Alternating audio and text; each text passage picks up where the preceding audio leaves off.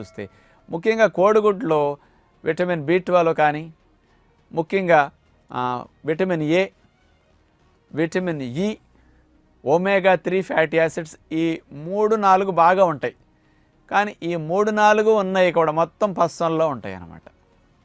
అంచేత ఒక కోడిగుడ్డు మనం తిన్నప్పుడు ఇవన్నీ పోషకాలతో పాటు మన శరీరానికి హాని కలిగించేది ఒకటి ఉంది అని మనం డాక్టర్లందరూ చెప్పక కూడా వింటున్నాం. ఒక కోడిగుడ్లో కొలెస్ట్రాల్ కూడా 220 మిల్లీగ్రాములు ఉంటుంది. ఈ 220 మిల్లీగ్రాముల కొలెస్ట్రాల్ అనేది అసలు బాడీకి బయట నుంచి అసలు అవసరంలా. మన బాడీకి ఎంత కొలెస్ట్రాల్ కావాలో అంత కొలెస్ట్రాల్ మన శరీరం లివర్లో తయారు చేసుకుంటుంది.